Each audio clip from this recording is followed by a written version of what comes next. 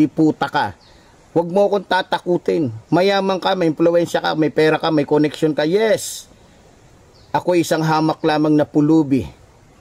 Isang hamak na walang kalaban-laban sa'yo pagdating sa impluwensya. Pero isa lang sasabihin ko sa'yo, hindi ako ganun kadali para lamang ibigay ang sarili sa'yo, di puta ka. Ha? Alam ko ang pwedeng mangyari saan kapag ka, di ba? Kaya sabi ko nga, mas mabuti pang mag-alay ng buhay para sa bayan. Kaya ialay ko ang buhay ko sa isang demonyo, sa isang gago, sa isang diputang leader ng isang reliyon katulad ni Eduardo Manalo na isang mongoloid. Di bali na.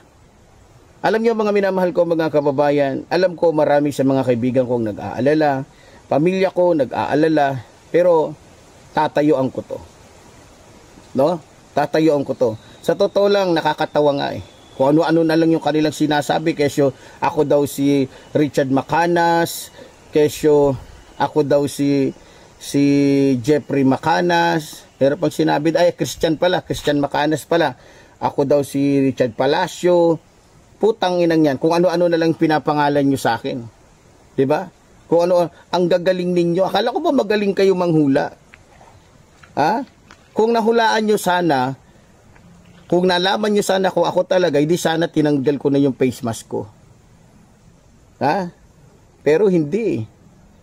Biro nyo ba naman mga minamahal ko mga kababayan, yung pilat sa noo lang, yun na daw, kung kani-kaninong pilat na lang nasa noo, putang ina, dami-daming may pilat sa noo. Gunggong talaga. Kaya mga kababayan ko, sa totoo lang, natatawa at naaawa na lamang po ako dito po sa iglesia ng Diablo. Pero ganun pa man, hindi ko po hahayaan hanggat tayo po nandito, patuloy tayong magbubunyag ng mga kawalangyaan.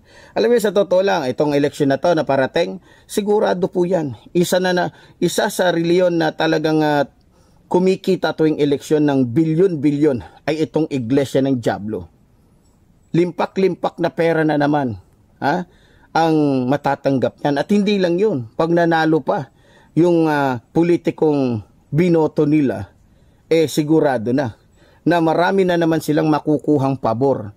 Marami na naman silang hihingiin na pabor na kung saan halos mga iglesia ni Cristo na lang ang nakalagay sa mga magagandang posisyon ng ating gobyerno. Diba? Pagmasdan ninyo, magmasid kayo. Halos, balita ko nga, halos yung mga proyekto din na iba, halos sa iglesia ni Manalo na pupunta sa mga membro nito.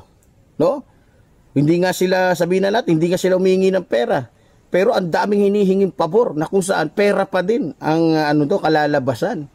Kasi, biro mo ba naman, pag nanalo yung politiko, sasabihin nung pinuno nung iglesia ni Diablo, ito, ang gusto kong na baka pwede ang maging regional director, baka pwede ang maging provincial director, o baka pwede ang maging ganito sa opisina, etc., etc., ay iglesia, mga membro namin. Siyempre, bilang utang na